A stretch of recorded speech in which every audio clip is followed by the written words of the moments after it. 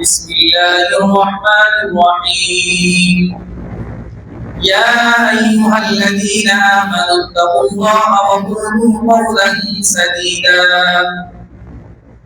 وقال تعالى في آية أخرى إن الله لا يهدي من هو مسرف كذاب وقال رسول الله صلى الله عليه وسلم آية المنافق ثلاث إذا حدث كذب وإذا وعد أخلف وإذا اؤتمن خان أو كما قال عليه الصلاة والسلام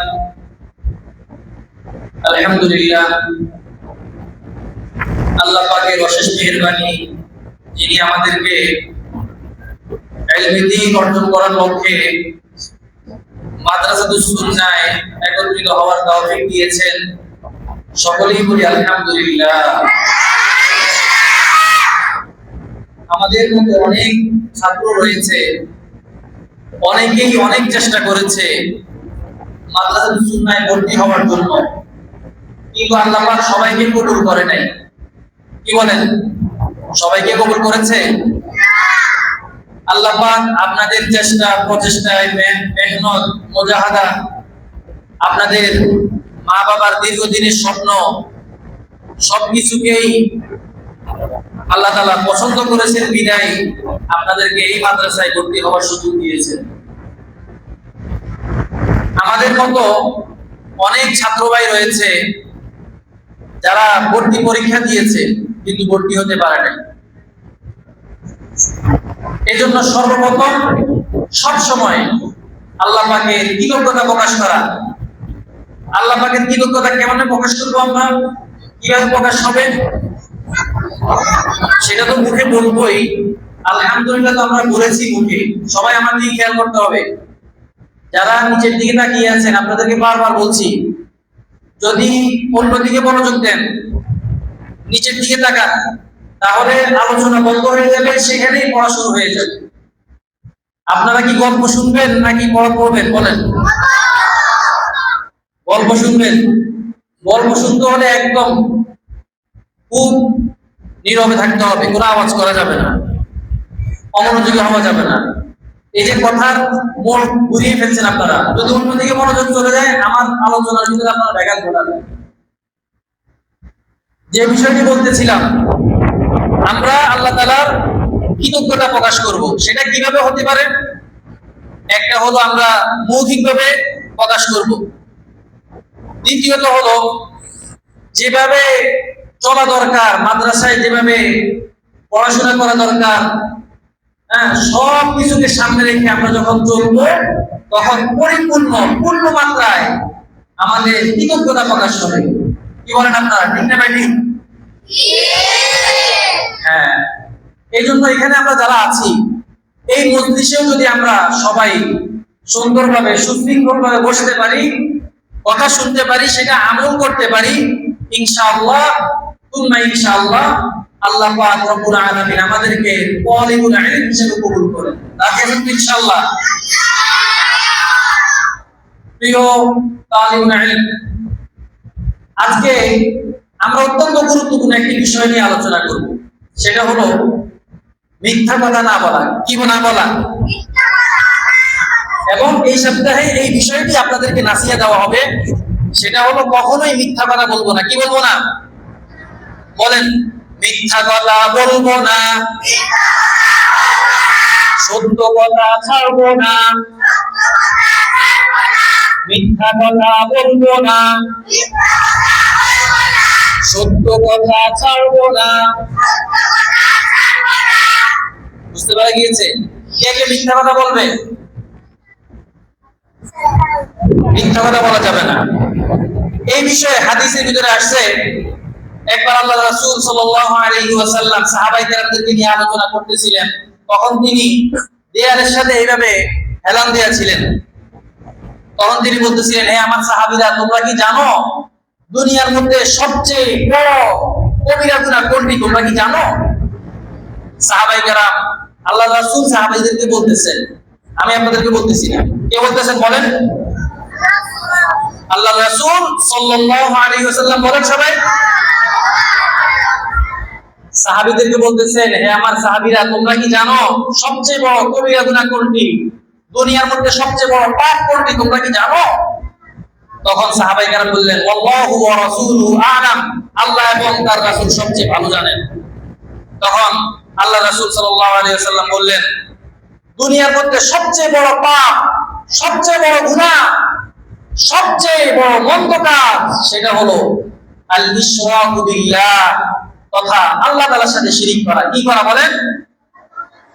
সবাইকে বলতে হবে আল্লাহ তাআলার সাথে শিরিক করা। যারা আল্লাহ তাআলার সাথে শিরিক করে এরা হয়ে যায় মুশরিক। এরা কি হয়? এরা আর মুসলিম থাকে না, এরা মুশরিক হয়ে যায়। আমি একটু পরে জিজ্ঞেস করবো যে আমি কি বলেছিলাম। হ্যাঁ, তখন বাদিউজ্জামান যে নিচের দিকে তাকিয়ে আছে তাকে আমি ধরবো ইনশাআল্লাহ একটু পরে। তো সবচেয়ে বড় গুনাহ হলো আল ইশরাকু বিল্লাহ, তথা আল্লাহ তাআলার সাথে শিরিক করা। 2 নাম্বার, আল্লাহ রাসূল হেরান দেওয়া অবস্থায় ছিলেন, বলতেছিলেন যে 2 নাম্বার পাপ হলো উকুকুল ওয়ালিদাইন, তথা মা বাবার অবাধ্য হওয়া। এটা হলো 2 নাম্বার পাপ কাজ। সবাই নাউযুবিল্লাহ বলেন। মা বাবার কথা মানতে হবে নাকি ছাড়তে হবে? যারা মা বাবার কথা মানে না এরা কখনো ইলম পাবে না। এরা কখনো কি পাবে না? এবং শুধু মা বাবা না, মা বাবার সাথে সাথে উস্তাদদেরকেও মানতে হবে। যারা উস্তাদদেরকে মানবে না এরা কখনো কি পাবে না? ইলম। উস্তাদরা আপনাদেরকে কত কষ্ট করে সারাদিন আপনাদের পিছনে পরিশ্রম করে, হ্যাঁ, আপনারা চলে যান, কিন্তু উস্তাদরা দেখা গিয়েছে আপনাদের জন্য কাজ করতেই থাকে। মাদ্রাসায় তো করেই, বাসায় গিয়েও আপনাদের জন্য বিভিন্ন শীট তৈরি করতে হয়, কিভাবে আপনাদেরকে আরো সুন্দরভাবে পড়ানো যায় সেই বিষয়ে উস্তাদরা পড়াশোনা করে। এত কিছু করার পরও যদি আপনারা কথা না শুনেন তাহলে বলেন আপনারাই কখনো ইলম পাবেন? আর কথা বলেন, ইলম পাবেন? 3 নাম্বার পাপ কাজের কথা আল্লাহ রাসূল সাল্লাল্লাহু আলাইহি ওয়াসাল্লাম যখন বলতেছিলেন তখন তিনি আর দেয়ালের সাথে হেলান দিয়া ছিলেন না, বরং তিনি সোজা হয়ে বসে গেলেন যে এই পাপ কাজটা এত বড় মারাত্মক, এত মারাত্মক দুনিয়াতে, এটা এত বড় একটা গুনাহ। আল্লাহ রাসূল হেলান দিয়া ছিলেন, সেখান থেকে উঠে এবার বসে গেলেন। বসে বললেন, হে আমার সাহাবীরা, তোমরা কি জানো 3 নাম্বার পাপ কাজ কোনটি?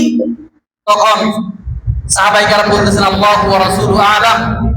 আল্লাহ রাসূল বললেন, 3 নাম্বার পাপ কাজ দুনিয়াতে সবচেয়ে নিকৃষ্ট, সবচেয়ে খারাপ, সবচেয়ে মন্দ, সেটা হলো কি?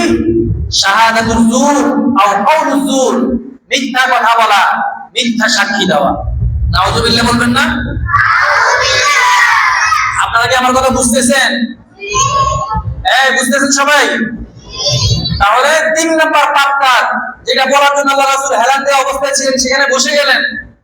3 নাম্বার পাপ কাজ হলো মিথ্যা কথা বলা। অতএব আমাদেরকে মিথ্যা ছাড়তে হবে। হ্যাঁ, মিথ্যা কত বড় গুনাহ। এমনি তো গুনাহ করলে ইলম পাওয়া যায় না। এই বিষয়ে ইমাম শাফি রাহিমাহুল্লাহু তাআলা আনহু তার উস্তাদকে একবার বললেন, হে উস্তাদ, আমি যাই শিখি সেটাই ভুলে যাই, কখনো আমার মনে থাকে না। এই যে আপনারা অনেকে হিফজ পড়েন, 1 পারা হয়েছে, 2 পারা হয়েছে, এরপর আর পারেন না কেন? কারণ এটাই। তিনি তার উস্তাদকে বলতেছেন, শাকাউতু ইলা ওয়াকি'in সুআ হিফজি ফাআওসানি ইলা তারকিল মাসি ফাইন্নাল ইলমা নূরুম মিন ইলাহি ওয়া নূরুল্লাহি লা ইউতা লিআসি। ইমাম শাফি রাহিমাহুল্লাহ বলতেছেন, আমি আমার উস্তাদের কাছে অভিযোগ করলাম। কি অভিযোগ করলাম? উস্তাদ, আমি যাই শিখি সেটাই ভুলে যাই। আমাদের এখানে অনেকে আছে যারা হিফজ করেছে, 18 পারা হয়ে গিয়েছে, 16 পারা হয়ে গিয়েছে, কিন্তু এখন পিছনে কিছুই নাই। আছে না নাই? আরে কথা বলেন, আছে না নাই? যারা হিফজ করে আপনারা বলেন না কেন? অনেক সময় হয় না যে এই পারাটা মাত্র উস্তাদকে শুনিয়ে গেলাম, একটু পরে 7 সবক শুনেতে আসতেছি, আমি আর পারতেছি না। হয় কি হয় না? হয়। কারণ কি? কারণ ওর একটাই, ফাউসানি ইলা তারকিল মাসি। উস্তাদ বললেন ছাত্রকে হে বৎস, তুমি গুনাহ ছেড়ে দাও। কি ছেড়ে দাও? আর কথা বলে না, কি ছেড়ে দাও? আমরা প্রতিনিয়ত কত গুনাহ করি, তার ভিতরে একটা দিন আমরা বেশি করে থাকি, সেটা হলো মিথ্যা কথা বলা। সেটা কি বলেন? মিথ্যা কথা আপনারা বলেন কি বলেন না? এই কথা বলে না, বলেন কি না? সবাই বলে, কম বেশ। মা বাবার সাথে মিথ্যা বলা হয়, বন্ধুর সাথে মিথ্যা বলা হয়, সহপাঠীর সাথে মিথ্যা বলা হয়, ওস্তাদের সাথে মিথ্যা বলা হয়। ক্লাস 1 মনে হয় বলে না, বলেন না আপনারা? মাঝে মাঝে বলেন না? বলেন। এজন্য মিথ্যা কথা ছাড়তে হবে। আপনি যদি মিথ্যা বলেন, আপনি কখনোই ইলম অর্জন করতে পারবেন না। শুধু তাই নয়, আল্লাহ রাসূল সাল্লাল্লাহু আলাইহি ওয়াসাল্লাম যখন মিথ্যা কথা শুনতেন, তখন তার চেহারা ফ্যাকাশে হয়ে যেত, লাল হয়ে যেত। আর কি বলে, মুমিন আবার মিথ্যা কথা বলতে পারে? হ্যাঁ, মুমিন কখনোই মুমিন হতে পারবে না যতক্ষণ পর্যন্ত সে মিথ্যা না ছাড়বে। এজন্য আমি এখন যদি মিথ্যা কথা বলি, তাহলে আমরা কখনোই মুমিন হতে পারবো না। আপনার কাছে এটা সহজ মনে হতে পারে যে হয়তো আমি একটু সাধারণভাবে মিথ্যা বলে ওস্তাদের কাছ থেকে বেঁচে গেলাম। না প্রিয় ছাত্ররা, এটা খুব কঠিন ব্যাপার, খুব কঠিন বিষয়। আপনি ধারালো ছুরির ভিতরে কি কখনো পা দিবেন? হাত দিবেন? আরে কথা বলেন, হাত দিবেন? এই মিথ্যাটা হলো ধারালো অস্ত্র, ধারালো ছুরি। যে ব্যক্তি মিথ্যা কথা বলবে, সে ব্যক্তি ধ্বংস হয়ে যাবে। কারণ হাদিসের ভিতরে আল্লাহ রাসূল সাল্লাল্লাহু আলাইহি ওয়াসাল্লাম বলেছেন, ইন্না সিদকা ইয়াহদি ইলাল বির ওয়া ইন্নাল বিররা ইয়াহদি ইলাল জান্নাহ ওয়া ইন্নার রাজুলা লা ইয়াসদুকু হাত্তা ইয়াকুনু সিদ্দীকা ওয়া ইন্নাল কাযিবা ইয়াহদি ইলাল ফুজুর ওয়া ইন্নাল ফুজুরা ইয়াহদি ইলান নার ওয়া ইন্নার রাজুলা লা ইয়াকযিবু হাত্তা ইউকতাবা ইনদাল্লাহি কাযাবা। যে ব্যক্তি সত্য কথা বলে, সত্য পথে চলে, ওস্তাদের সাথে সত্য কথা বলে, সহপাঠীর সাথে সত্য কথা বলে, সহপাঠীর সাথে দুষ্টামি করেছে, কিন্তু দুষ্টামি করার পরে ওস্তাদের মাইর থেকে বাঁচার জন্য সে মিথ্যা কথা বলে নাই, বরং সত্য বলেছে, সত্যকে জীবিত করার জন্য চেষ্টা করেছে, আল্লাহ রাসূল বলেন এই সত্য কথা তাকে জান্নাতের দিকে নিয়ে যাবে। সুবহানাল্লাহ। আর যে ব্যক্তি মিথ্যা কথা বলবে, মিথ্যার আশ্রয় নিবে, আল্লাহ রাসূল বলতেছেন ওই ব্যক্তি জাহান্নামের দিকে যাবে। নাউযুবিল্লাহ। কোথায় যাবে বলেন? কোথায় যাবে আয়া? এই জন্য মিথ্যা কথা বলা যাবে না।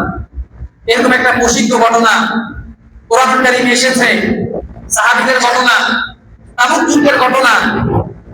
অত্যন্ত হৃদয় বিদারক। সবাই খেয়াল করে শুনেন যে আমি আপনি হলে কি করতাম, অথচ সাহাবীরা কি করেছে। কারণ সাহাবীরা হলো কি আমাদের আদর্শ। সাহাবীরা কি আমাদের সাহাবায়ে কেরাম রিদওয়ানুল্লাহি আলাইহিম আজমাইন এবং আল্লাহ রাসূল সাল্লাল্লাহু আলাইহি ওয়াসাল্লাম, আম্বিয়া আলাইহিস সালাতু ওয়াসসালাম, তারা হলেন আমাদের আদর্শ। আল্লাহ তাআলা কোরআন কারীমে বলেন, লাকাদ কানা লাকুম ফি রাসূলিল্লাহি উসওয়াতুন হাসানাহ। উত্তম চরিত্র, উত্তম আদর্শ তোমাদের জন্য রয়েছে রাসূলের জীবনীতেই, সাহাবীদের জীবনীতেই। আল্লাহ পাক রব্বুল আলামিন সূরা তাওবায় ইরশাদ করেন, ওয়া আলাল কালামাতিল্লাযীনা খুলিফু হাত্তা ইযা ضاقت عليهم الأرض وضاقت حتى إذا ضاقت عليهم الأرض। আল্লাহ তাআলা বলতেছেন ওই তিন ব্যক্তির ঘটনা যারা তাবুক যুদ্ধে কোনো কারণ ছাড়া, কোনো কারণ ছাড়া তারা তাবুক যুদ্ধে অংশগ্রহণ করে নাই। আল্লাহ রাসূল আদেশ করেছে যে আগামীকালকে আমরা তাবুক যুদ্ধে যাব, তোমরা সবাই প্রস্তুতি গ্রহণ করো যুদ্ধের জন্য।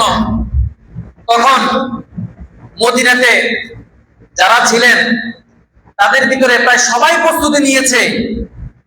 যাদের কোনো সমস্যা ছিল না, যারা অসুস্থ ছিল, এবং গুটি কয়েক মুনাফিক যারা কোনো সমস্যা নাই, এরপরও ইচ্ছাকৃতভাবে আল্লাহ রাসূলের সাথে বিরুদ্ধাচরণ করে, সামনে একরকম পিছনে আরেক রকম। আল্লাহ রাসূলের সামনে খুব ভালো, তারা অংশগ্রহণ করে নাই। সাথে সাথে তিনজন বড় সাহাবী যাদের কোনো সমস্যা ছিল না, এই তিন ব্যক্তি এরাও তাবুকের যুদ্ধে অংশগ্রহণ করেনি। এদের ভিতরে অন্যতম একজন ছিলেন। আমি কিন্তু ঘটনাটা একটু পরে শুনবো, এজন্য খুব খেয়াল করে। ওই তিন সাহাবীর ভিতরে একজনের নাম ছিল কাব ইবনে মালিক রাদিয়াল্লাহু তাআলা আনহু। কি নাম? কাব ইবনে মালিক রাদিয়াল্লাহু তাআলা আনহু। তার কোনো সমস্যা ছিল না, তার টাকা পয়সা অনেক ছিল, কোনো কিছুর সমস্যা ছিল না। আল্লাহ রাসূল যখন তাবুক যুদ্ধে গেলেন, তাবুকের যাওয়ার পরে সাহাবীদেরকে জিজ্ঞেস করতেছে, মা বালু কাব ইবনে মালিক, আরে কাব ইবনে মালিকের খবর কি, তার কি হলো? সে অংশগ্রহণ করে নাই, সে আসে নাই?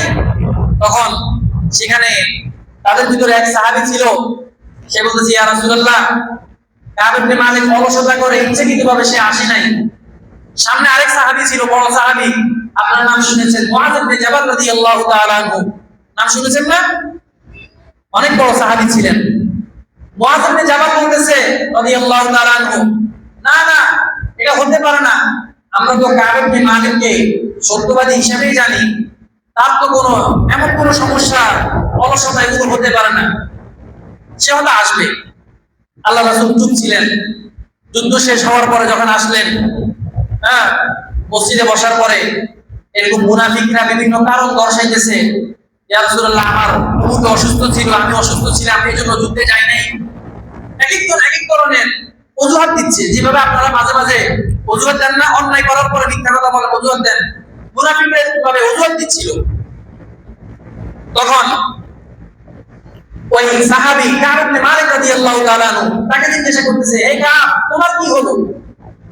তখন কাব ইবনে মালিক রাদিয়াল্লাহু তাআলা কথা শোনা মাত্রই সবাই উপস্থিত যারা ছিল সবাই কান্না করে দিয়েছে। আল্লাহ রাসূলকে বলতেছে, ইয়া রাসূলুল্লাহ, আমার যেই বাক শক্তি রয়েছে, আমার যেই কথার শক্তি রয়েছে, আমি চাইলে আপনাকে এমন কিছু অজুহাত দেখাতে পারতাম, যে অজুহাতের কারণে আপনি আমাকে ক্ষমা করে দিতেন। আমি তাবুক যুদ্ধে যাই নাই, তো কোনো সমস্যা নাই, আপনি আমাকে ক্ষমা করে দিতেন।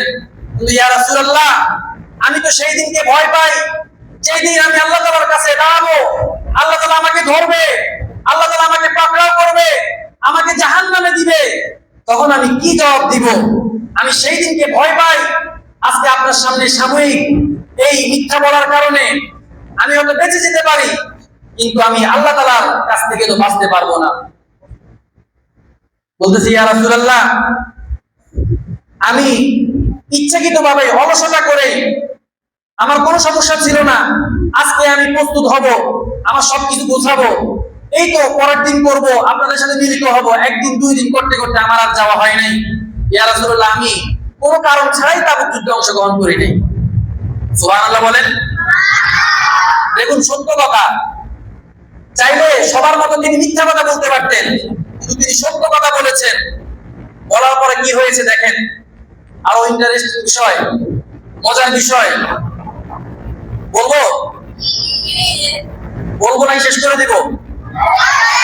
তাহলে খেয়াল করে শুনতে হবে। এখন আল্লাহ রাসূল সাল্লাল্লাহু আলাইহি ওয়াসাল্লাম বললেন, ঠিক আছে, তুমি চলে যাও, আল্লাহ তাআলার পক্ষ থেকে ফয়সালা আসুক, আল্লাহ তাআলা যদি ফয়সালা করেন সেটাই তোমাকে মেনে নিতে হবে। বলে দিলেন, সাহাবীদেরকে ঘোষণা করে দিলেন, আজকে থেকে কাব ইবনে মালিকের সাথে কেউ কথা বলবে না। যাদের সাথে আমার চলাফেরা, যারা আমার সহপাঠী, যাদের সাথে উঠা বসা, প্রত্যেক ওয়াক্তে প্রত্যেক সালাতে যাদের সাথে আমার সাক্ষাৎ, তাদের সাথে আমি কথা বলবো না। এমনকি আল্লাহ রাসূল সাল্লাল্লাহু আলাইহি ওয়াসাল্লাম কথা বলতেছে না কার সাথে? কাব ইবনে মালিক রাদিয়াল্লাহু তাআলা আনহু সাথে, যার কাছে যে সেই মুখ ফিরিয়ে নেয়, কোন ব্যবসা বাণিজ্য তার সাথে কেউ কিছু করতেছে না। এইভাবে 40 দিন চলে গেল। কয়দিন? আপনি কি পারবেন, যদি এখানে ওস্তাদরা বা আপনার সহপাঠী যদি আপনার সাথে কথা না বলে, রাহাত, আপনার সহপাঠী যদি আপনার সাথে কথা না বলে, তাহলে আপনি কি থাকতে পারবেন? পারবেন না। আপনার কাছে সবকিছু অন্যরকম লাগবে। ওস্তাদ আমার সাথে কথা বলতেছে না, সহপাঠীরা আমার সাথে কথা বলতেছে না, ভালো লাগতেছে না কোনো কিছু। ঠিক কাব ইবনে মালিক রাদিয়াল্লাহু তাআলার কাছে একটু খারাপ লাগতেছে। এক পর্যায়ে 40 দিন যাওয়ার পর আল্লাহ রাসূল আবার ঘোষণা দিলেন, হে কাব, আজকে থেকে তুমি তোমার স্ত্রীর সাথে কথা বলতে পারবে না, তোমার স্ত্রীকে তুমি অন্য জায়গায় পাঠিয়ে দাও। কাব ইবনে মালিক রাদিয়াল্লাহু তাআলা স্ত্রীকে তার বাপের বাড়িতে পাঠিয়ে দিলেন। এখন তিনি একা নিঃস্ব, আর এমন ভাবে তাওবা করতেছে আর চোখের পানি ফেলতেছে, আল্লাহ আমি তো নিঃস্ব হয়ে গেলাম, আমার তো কিছু নাই, আপনি আমাকে সাহায্য করেন। এইভাবে 50 দিন চলে গেল, আগে 40 দিন, পরে 10 দিন, 50 দিন যাওয়ার পরে আল্লাহ তাআলার পক্ষ থেকে ফয়সালা আসলো। রাসূলুল্লাহ সাল্লাল্লাহু আলাইহি ওয়াসাল্লামের কাছে খবর আসলো যে কাব মালিক রাদিয়াল্লাহু তাআলা আল্লাহ তাআলা ক্ষমা করে দিয়েছে। সুবহানাল্লাহ। কি কারণে? মিথ্যা বর্জন করার কারণে, সত্য কথা বলার কারণে, তাওবা করার কারণে আল্লাহ তাআলা কাব মালিক রাদিয়াল্লাহু তাআলাকে ক্ষমা করে দিয়েছে। এজন্য প্রিয় ছাত্ররা, জীবন চলে যেতে পারে, আমাদেরকে ফাঁসির কাস্টে ঝুলতে হতে পারে, তবুও কখনো মিথ্যা কথা বলা যাবে না। কারণ আসিদকু ইউনজি ওয়াল কিযবু ইউহলিক, সত্য বাঁচায়, মিথ্যা বাঁচায়। সবসময় বলি, যে মিথ্যা কথা বলবে সে জাহান্নামে যাবে। আর আরেক হাদিসে আসছে, আয়াতুল মুনাফিকি সালাত, ইযা হাদাথা কাযাবা ওয়া ইযা ওয়া'আদা আখলাফা ওয়া ইযা তুমিনা খানা। মুনাফিকের আলামত হলো তিনটি। তার ভিতরে একটা হলো মুনাফিক যখন কথা বলে তখন সে মিথ্যা কথা বলে। কি বলে? এই জন্য যে মিথ্যা কথা বলবে সে সাথে সাথে মুনাফিক হয়ে যাবে। কি হয়ে যাবে? কথা বলে না, কি হয়ে যাবে? মুনাফিক হয়ে যাবে। আমাদেরকে এই মিথ্যা কথার মতো এত বড় গুনাহ অর্জন করতে হবে। যখন আমরা গুনাহ অর্জন করব, তাহলে আমরা ইলম অর্জন করতে পারবো। ইলম আমরা নিজের পক্ষে ধারণ করতে পারবো, ইলম নিয়ে চলতে পারবো। তাহলে আজকের নাসিহা হলো, আজকের এই সপ্তাহে আপনাদের যে নাসিহা, সেটা হলো আমরা মিথ্যা কথা বলবো না। বলেন, মিথ্যা কথা বলবো না, সত্য কথা ছাড়বো না, সত্য কথা ছাড়বো না, মিথ্যা কথা বলবো না। বুঝাচ্ছে? এই ঘটনা যেটা শুনলাম, কাব ইবনে মালিক রাদিয়াল্লাহু তাআলার ঘটনা, যখন তাকে ক্ষমা করে দেওয়া হয়েছে, তিনি তার সম্পত্তি যা ছিল সবকিছু আল্লাহর রাস্তায় সদকা করে দিয়েছেন। সুবহানাল্লাহ। সর্বশেষ যে কথাটা আপনাদেরকে বলবো, ইলম অর্জন করতে হলে আমাদেরকে দুইটা বিষয় খেয়াল রাখতে হবে। অনেকগুলো বিষয় আছে, তার ভিতরে অন্যতম দুইটা বিষয়। একটা হলো মিথ্যা কথা বর্জন করতে হবে, 2 নাম্বার হলো ইলমের মাধ্যম যেগুলো আসবাবুল ইলম, ওই আসবাবুল ইলমকে সম্মান করতে হবে। কি সম্মান করতে হবে? আসবাবুল ইলমের ভিতরে আপনার কিতাব, বই, খাতা, কলম, চেয়ার, মাদ্রাসার যত জিনিস আছে সবকিছু, যেগুলোর মাধ্যমে ইলম আপনার কাছে আসবে। আবার ওস্তাদ অন্যতম মাধ্যম। যে ওস্তাদের সাথে বিয়াদবি করে, ওস্তাদের সাথে, ওস্তাদের কথা না শুনে, ওস্তাদের কথা অমান্য করে, আপনি লিখে রাখেন, স্বর্ণাক্ষরে লিখে রাখেন। আমি হয়তো এখন কথা বলতেছি, আপনি এখান থেকে যাওয়ার পরে লিখে রাখেন। ওস্তাদের সাথে যে বিয়াদবি করবে সে কখনো ইলম পাবে না, পাবে না, পাবে না। এটা আপনি হয়তো মনে করতে পারেন ওস্তাদ আমাকে ক্ষমা করে দিয়েছে না, ওই যে অন্তরে যে একটা ধাক্কা লেগেছে, যে কালিমা ওস্তাদের আপনি কষ্ট দিয়েছেন, সেটা কখনো দূর হবে না। এই জন্য ওস্তাদকে কষ্ট দিলে ইলম পাওয়া যাবে না, মা বাবাকে কষ্ট দিলে ইলম পাওয়া যাবে না। এটা মাথায় রাখতে হবে। ওস্তাদের সাথে মিথ্যা কথা বলা যাবে না। যারা আবাসিকে আছেন খেয়াল করতেছি, আবাসিকে যাওয়ার পরে ওস্তাদের সাথে, ছাত্র ভাইদের সাথে অন্যের জিনিস না বলে বলেছেন, এরপর আবার মিথ্যা কথা বলেছেন, হারাম। কি হারাম? আল্লাহ পাক আমাদেরকে যে কথাগুলো বলা হয়েছে সেগুলো বুঝে আমল করার তৌফিক দান করুন। একটা সর্বশেষ হাদিস, আল্লাহ রাসূলের সামনে এক ব্যক্তি আসছে, এরকম এক ঘরে গেছে, তারা মেহমান হিসেবে গেছে। যাওয়ার পরে তাদের সামনে খাবার পরিবেশন করা হয়েছে, খাবার দেওয়া হয়েছে। তখন উপস্থিত যারা ছিল এরা বলতেছে, আমার পেটে ক্ষুধা নাই। পেটে কি নাই? খাবো না আমি। অবশ্য পেটে ক্ষুধা আছে। তখন আল্লাহ রাসূল বলতেছে, হে সাহাবীরা, তোমাদের পেটে যে ক্ষুধা আছে, ক্ষুধার সাথে মিথ্যাকে তোমরা পেটে ধারণ করো না। অর্থাৎ ক্ষুধাটা আছেই, আবার মিথ্যাটাকেও পেটে নিলা, দুইটা জিনিসকে পেটে নিলা, এভাবে করো না। তার মানে কি? আপনি সামান্য থেকে সামান্য, ছোট থেকে ছোট কোনো মিথ্যা কথা বলা যাবে না। হাসির ছলে মিথ্যা কথা বলা যাবে না, কথার কথায় মিথ্যা কথা বলা যাবে না, কাউকে খুশি করানোর জন্য, আনন্দ দেওয়ার জন্য মিথ্যা কথা বলা যাবে না। ফাইনতু মাইয়াতুল্লাহ ওয়া সুবহানাকাল্লাহুম্মা ওয়া বিহামদিকা আশহাদু আল লা ইলাহা ইল্লা আনতা আস্তাগফিরুকা ওয়া আতুবু ইলাইক।